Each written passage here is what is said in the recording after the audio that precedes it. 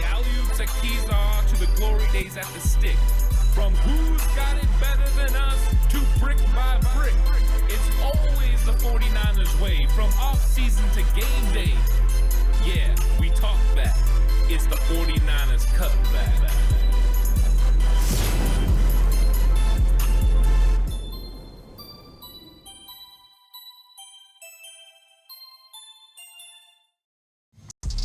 It's 49ers Cutback Podcast time. Welcome to the show. Day 10 of 49ers training camp is in the books, and Brock Purdy was seeing red. That's red in the red zone, as Brock Purdy had some really big plays inside the red zone. 49ers Cutback on Believe. If you're watching on YouTube, please like and subscribe to the channel. Really appreciate it. If you're listening on an audio platform, give it a 5-star rating. I'd really appreciate everyone that has been helping out and everyone that's been reaching out. It's been a lot of fun doing these episodes on Believe. So thank you guys so much for all the continued support. So the 49ers finished day 10 of training camp, and with that comes the end of fans being able to be at practices. So now the 49ers are kind of honing in. They got one more day of practice on Tuesday, and then they're going to have a day off. But they're going to travel to Las Vegas. They're going to enjoy their day off. And then they're going to have joint practices with the Las Vegas Raiders on Thursday and Friday, day off on Saturday, and then the preseason game on Sunday versus the Las Vegas Raiders.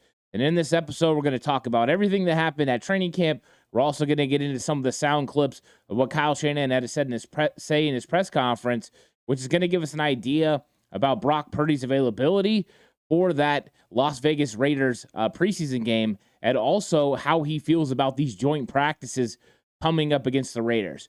But it has to start with some news that the 49ers were working out 4 running backs at their practice, and I went ahead and watched a little bit of the clip of them practicing after the practice. They're wearing yellow jerseys. I was on hand to watch the linebackers do theirs. You don't really know who these players are until it gets announced, and Field Yates reported that the 49ers worked out 4 running backs because of Elijah Mitchell being hurt with the abductor. They worked out veteran running backs Duke Johnson, Brian Hill, Jeremy McNichols, and Jason Huntley. So some pretty well-known names as far as veteran running backs, all have been able to contribute to multiple NFL teams throughout their career. And it looks like the 49ers are making sure they have the depth necessary to play in these preseason games and to get through joint practices. As of time of this recording, the 49ers have not officially signed one of these backs. So it could come. The reasoning for it could be, as Field Yates said, and it's Elijah Mitchell, that abductor. Maybe they don't want to put him out there in these practices or preseason game. They want to give him time to heal. It could be that, and it could also be that the 49ers probably don't plan on Christian McCaffrey, Elijah Mitchell, and maybe even a guy like Jordan Mason getting very many reps. I don't think McCaffrey's going to get any at all against Las Vegas. I now expect Elijah Mitchell to not be back and get any. So they might just be making sure they have veteran running backs that could come in and step in and understand about protection, understand how to get through these joint practices and preseason, because Jordan Mason and TDP cannot handle all your carries, of course. And then there's question marks about Kalen Laburn and Ronald Awatt in protection, because there was questions about TDP and Jordan Mason in the same categories last year. When it comes to rookie running backs, that's one of the big adjustments, is not just running it, not just getting vertical when you get the carries, but also being able to do all the things you're supposed to do without the football in your hands. So 49ers bringing in 4 potential players that could fill a role for their team. We'll find out if that means these guys are going to be, potentially one of them will be signed and available for joint practices for the preseason games, and how long they'll be on the roster, I think, will be determined. But it was an interesting development and something that we're going to have to monitor to see how the 49ers handle the running back room and how they handle this abductor injury with Elijah Mitchell.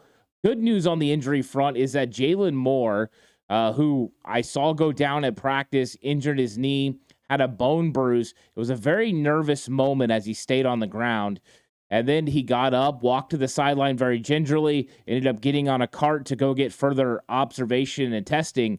And now he is suited up and back at practice.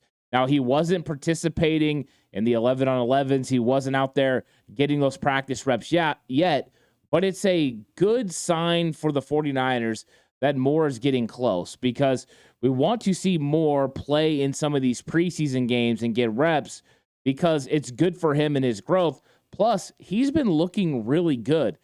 So being able to get out there on the field, he can demonstrate how much he has improved throughout his career going into year 3, and go ahead and solidify himself as the left tackle backup behind Trent Williams. And question marks from Chris Furster about who's going to be the swing tackle, or if they're going to go with a left tackle backup in Jalen Moore, a right tackle backup in Matt Pryor, is going to play out.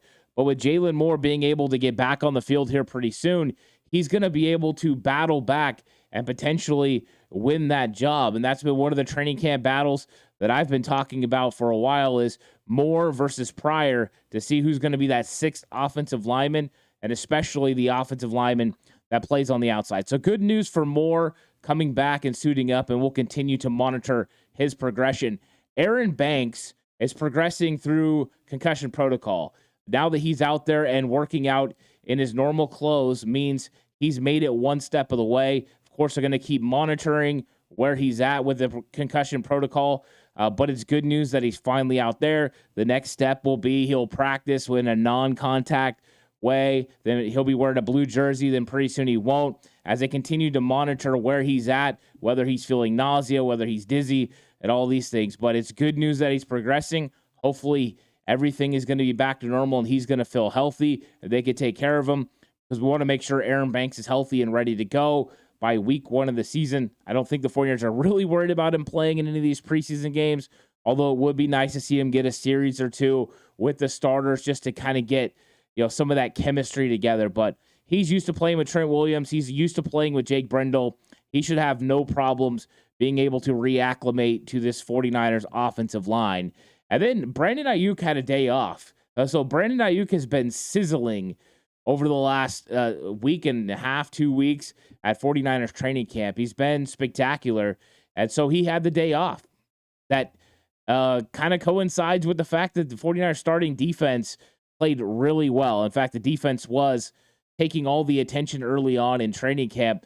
They were getting after the 49ers, and that's exactly what you expect from a defense that is continuing to grow. And I think they're starting to get their footing now that Charvarius Ward's back. Steve Wilks has been going through and working on his blitzes, and he's probably honed in exactly what blitzes his team is really good at.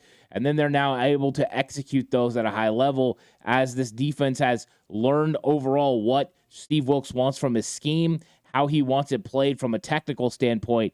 I think it's a good sign for the 49ers defense, because the 49ers offense has had a stretch of days where they've been highly successful. The defense has made plays, but the 49ers offense has been more successful in this training camp than I've seen them over the last couple. So 2021, 2022, the defense was very stingy. There was a time last year where Trey Lance, Nate Sudfeld, they just couldn't really complete passes. It was tough. It was nothing for, Trey to go 3 of 10, and that was just showing how good that defense was last year. Ward was locked down. Hufanga was making plays. It was a different world. And of course, Emmanuel Mosley was playing corner. So the 49ers were feeling very comfortable with their defense last year. And they had Bosa, and all these guys making a lot of plays on the defensive line as well. So I think there's going to continue to be growth from this 49ers defense, but I think there's moments that are going to happen like this. And the good news is now it's just practice when they're going against the 49ers offense instead of, every single day, 11-on-11s. It's a little bit different now that they're going to be progressing to joint practices and the preseason. But I am curious to see what this defense looks like against somebody else's ones. It's going to be fun to get these reports coming out of, Henderson, Las Vegas, or Henderson, Nevada. I'm sorry, where the 49ers and Raiders are going to be having their practices. So Brock Purdy had a really good red zone session. And I think this is something that we've seen from Brock. Brock's continued to have a lot of success in the red zone, which is good news for the 49ers because you have to be able to capitalize and convert on touchdowns. Of course, his first red zone session didn't go very good. He didn't make the plays. He missed Christian McCaffrey in the back of the end zone, even though McCaffrey tried to toe touch. It just didn't get done. He got 1 yard on it. And then he had a poor throw to Deebo Samuel on a play, and then a screen to McCaffrey after that. So it wasn't a good session.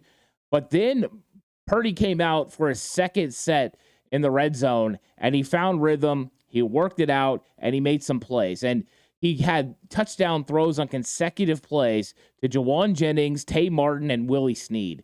That's great work from Brock Purdy. And the thing is Jennings and Snead were getting covered by the 49ers' top two cornerbacks in Charvarius Ward and Deommodore Lenoir. So you're having success against some really good football players, and that's saying a lot for these wide receivers as well.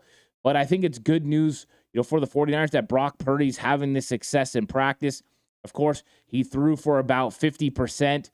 He was 9 of 18 at practice with 1 interception. That interception being a pick 6 by Tayshaun Gibson. The ball was tipped by Dre Greenlaw, intercepted. Gibson continues to have an absolutely fantastic training camp, just continuing what he did last year and building upon that.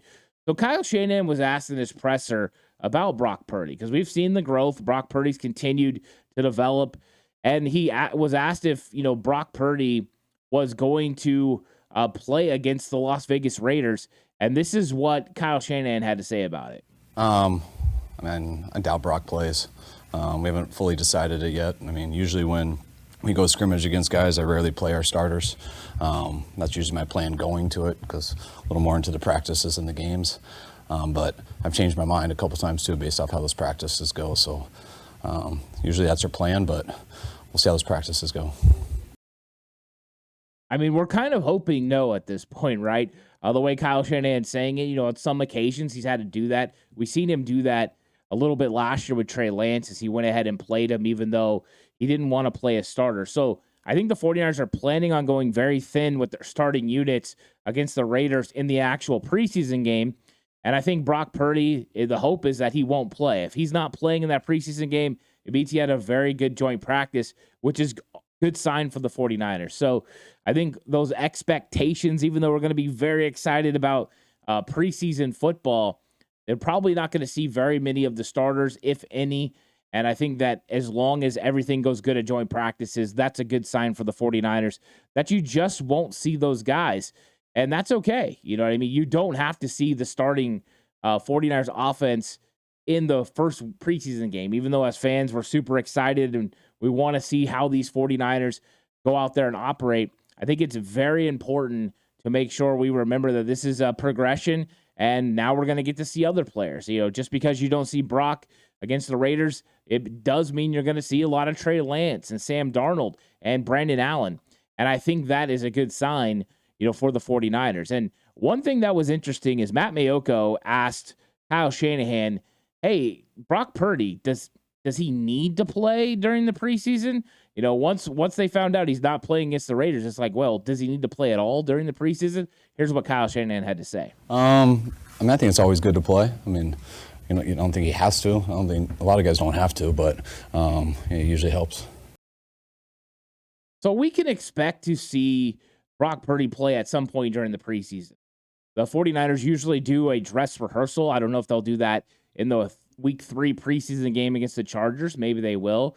And that's usually where you get, 1, 2 of these series where you go out there with your first unit and they go out there and run through a 49ers play call sheet. It's not game planned or anything like that, but I think that's what Kyle Shanahan's alluding to. We'll probably see Brock Purdy in some facet during the preseason, but I think it's going to be extremely limited because the 49ers want to make sure they get through preseason with the most of their players healthy.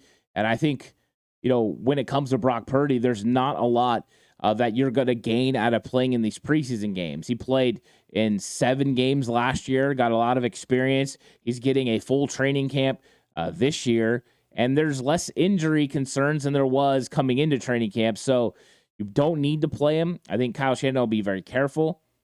And he knows he's got to get reps for Trey Lance, Sam Darnold. He's got to make sure he discovers, who is playing at the higher level between the two. And I do think he wants to get a good look at him, and that's okay. I think it's a nice transition. So one thing that Kyle Shanahan will stick to Brock, because there has been conversations from the things that Brian Griese has said. Brock Purdy earlier this week talked about things that he needs to work on. And one of the concerns has been about Brock Purdy is him escaping the pocket. We've heard a lot of people talk about him naturally wanting to go left and throwing the football and not wanting to step up inside the pocket. So Kyle Shanahan was asked about this, and he kind of gives a nice answer to what they feel about Brock Purdy, staying in the pocket and completing the passes that are there instead of leaving early. And also that thin line of, hey, sometimes you have to leave the pocket to extend the play. I thought it was a very interesting point from Kyle Shanahan, and that's why I wanted to play this clip, because I think it gives an idea. Yeah, there's things that Brock needs to work on, but Brock also did some special things, and I think the 49ers are trying to find that fine line between letting Brock fit within the system and also Brock being Brock and making things happen when a play breaks down. I think a ton. I mean, it's when to break and when not to. And I think Brock does as good of a job at that as anyone. But as the more the year went, a couple times later in the playoffs, just missed a couple, leaving the pocket too early that he had. That ends up then has to throw it away. But he also kept us on the field a ton, leaving it when nothing was there. So there's a fine line with that, and stuff that you talk about all the time. But sometimes you got to take the good with the bad. Those are the kind of decisions that you have to make as a quarterback, and you're trying to figure out, hey, the pass rush is coming. Yeah, I need to get out, or hey, I need to stick in there and make some throws. And I think we've seen Brock Purdy do both of those things. But I think it gives us an idea of the types of things that Brian Griese and and Coach Kubiak are working on to try to get Brock Purdy to the next level. And I think it's a good sign that the 49ers, are working towards these things for Brock. Now, when it comes to Trey and Sam Darnold, both of them had tough practices. It was overall the defense was just having a day against no matter what your name was, Brock Purdy, Sam Darnold, or Trey Lance, they were coming after you. Now, both of them had moments where they had good plays in red zone. Both of them had significant carries.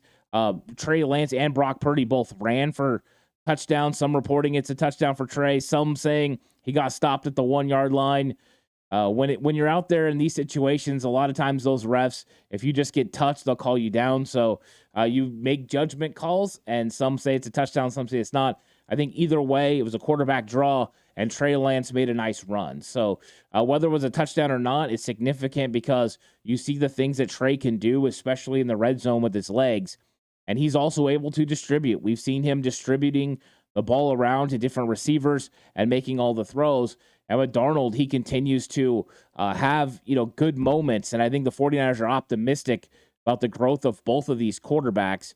So overall, it's been a good training camp so far. We'll see what happens, when they get into these practices. But just to let you guys know, in case, you're wanting those stats, Brock Purdy had 37 reps in today's practice, all of them with the first team, of course, 9 of 18 with a 1 interception. That was from Tayshaun Gibson. Trey Lance had 16 reps. He was 3 of 7 for 1 INT. So not a lot of work for Trey Lance, even though, he's had other days where he's had a lot more volume. And his interception was from Demetrius Flanagan-Fowles. And then Sam Darnold had 16 reps as well. So him and Trey Lance continue to mirror each other as far as volume of reps. And he was 5 of 8, and he had a touchdown in the red zone period as well. Trey did as well. And then Brandon Allen got 6 reps, and he was 2 of 3 on those reps. So Kyle Shanahan was talking about, what these joint practices mean. And one of the media members asked him exactly what he thought of joint practices compared to preseason games. So I wanted everyone to hear what Kyle Shanahan thinks and believes about these joint practices and their value to the 49ers team and how much they compare to preseason games. Yeah, I mean, I definitely do, because you get to make sure that guys are getting evaluated. You do normal plays. You get to put guys in situations. You never know how a game's going to unfold, what the situations are, who's in there. Sometimes you get in situations where you can't do stuff based off of protections and things like that in games. So in practice, you get to get everything done, and you get to learn a lot more about the guys, to me, than you do in the games. Negatives are, it's always more competitive going against another team. So you want to make sure that there's no fight. You want to make sure both teams treat each other with respect. And I think us and the teams we've gone against have fairly been pretty good about that. And I expect Josh and his crew to be the same. I concur with what Kyle Shanahan has said. Just when you're coaching, being able to control variables that you can't control in a preseason game, you can create scenarios and situations that might not arise during those preseason games. Depending on how the preseason game is going, you might never get to face a 2-minute drill. You might never get to face a 4th down from inside the 2-yard line. There's a lot of things you may not be backed up against your own goal line and have to do things to get out of it, have to make quick decisions. You may not have, as a special teams, be able to punt one and put it, coffin kick them inside the 10-yard line. So there's a lot of scenarios that you can plan out with the opposing team when you're doing these joint practices to be able to get the desired, replication of things that you're looking for. So I think the 49ers and the Raiders are going to get a lot of benefit out of these joint practices. And I think it is a trend in the right direction.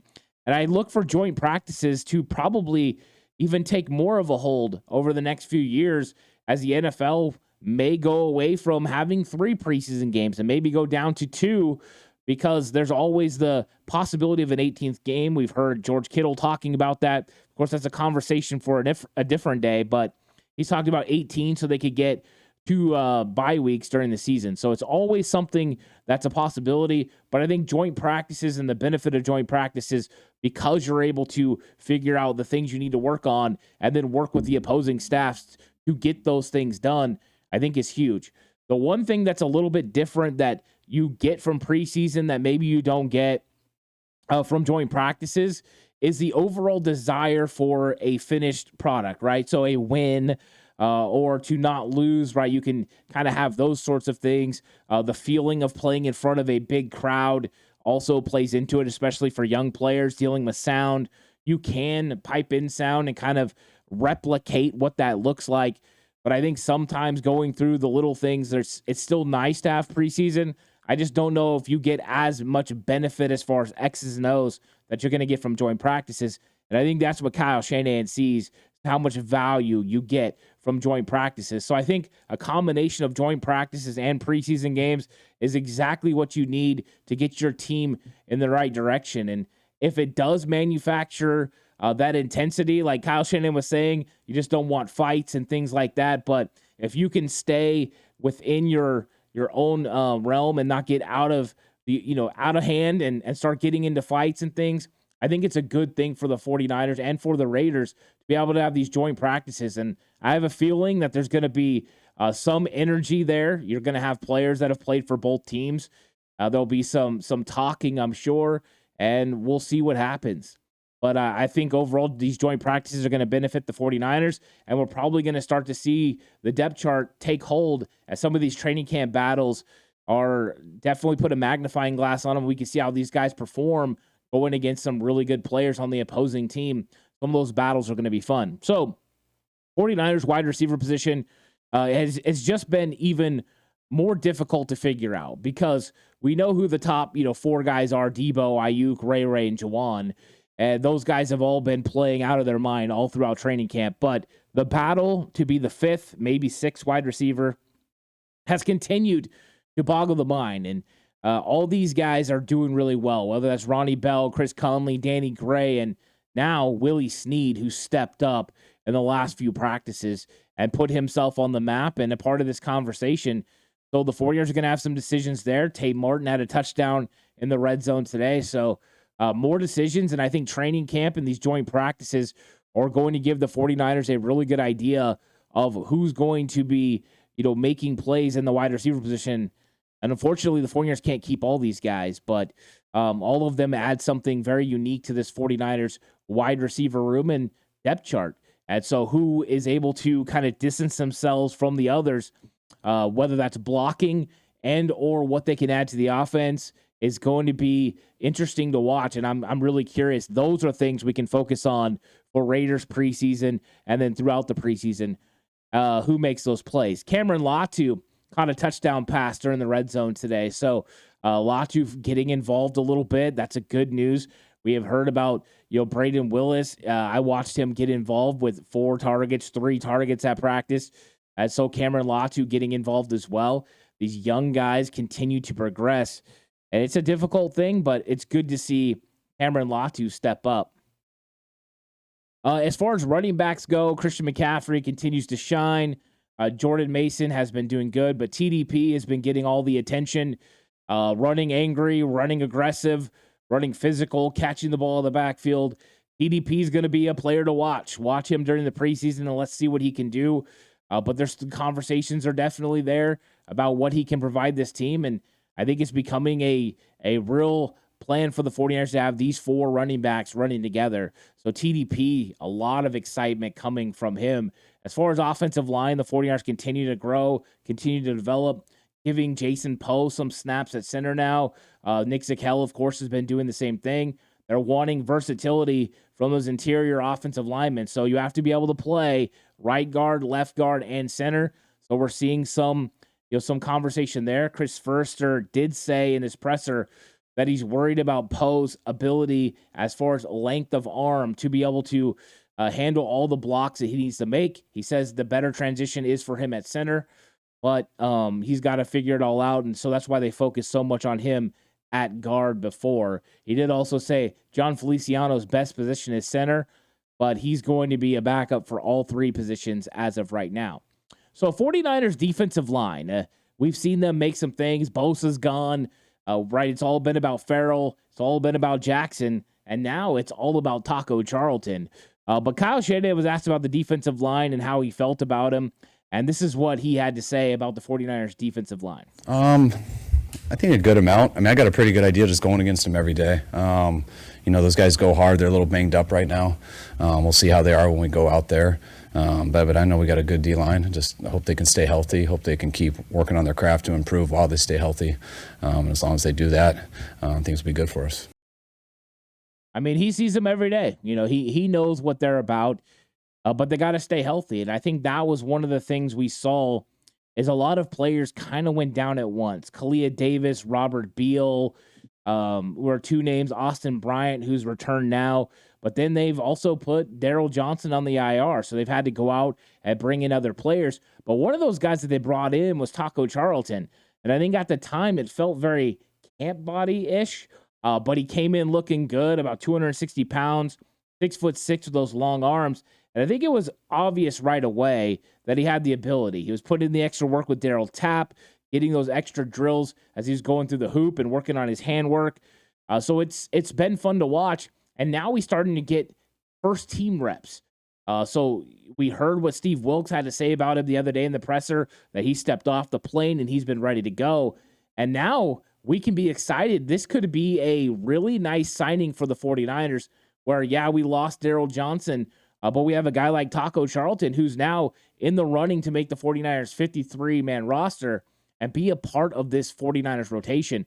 First-round talent, maybe playing for Chris Kasarik and not having to think but just react is going to speed up Taco Charlton's game. He's going to continue to make an impact. When it comes to Drake Jackson and Cleveland Farrell, they've continued to develop in the run game. Both look really good. Farrell, just like everyone's kind of expected and like I've been predicting, has looked like a really good base 4-3 defensive end.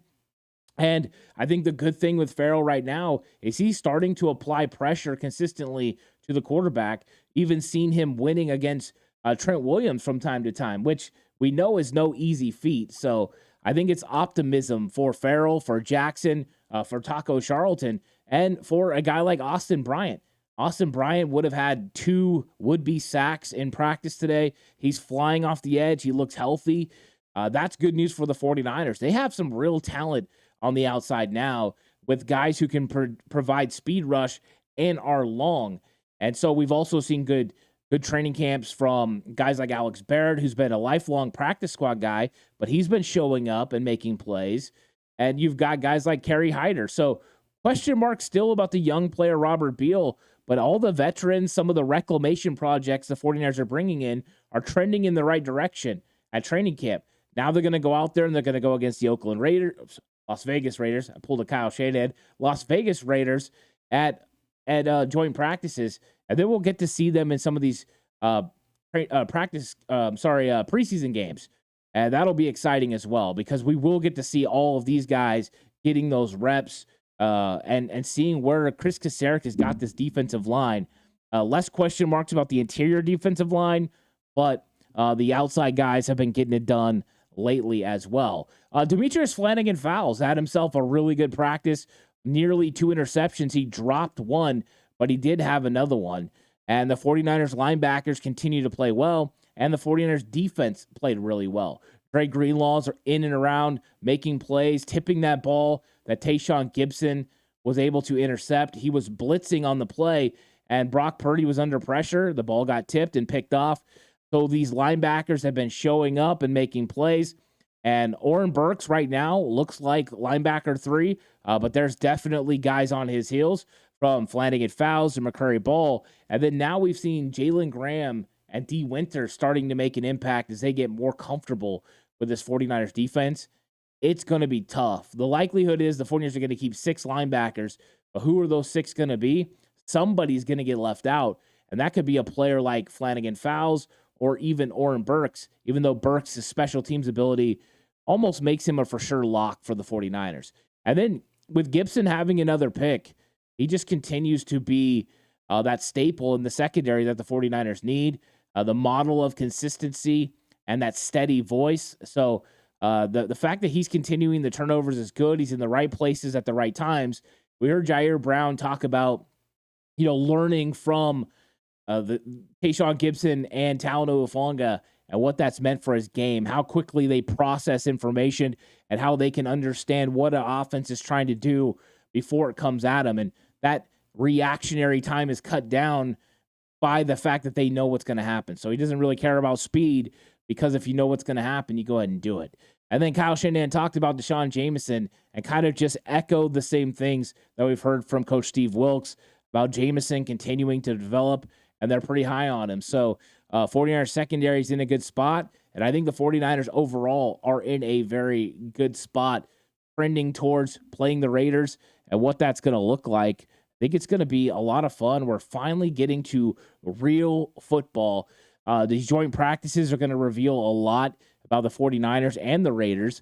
And then preseason, we'll have fun watching the depth, and we'll get to break it all down and talk about it.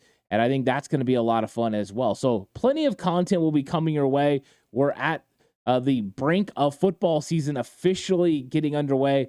I know preseason is an actual regular season, but it's going to help dictate how this roster is built and who's going to be on the 49ers 2023 53-man roster. And I can't wait to talk all about it. I'm looking forward to this week and these joint practices and looking forward to preseason games. I always love watching the depth play. I think it gives a really good idea of how good your football team is going to be, because at some point, you're going to need one of those players.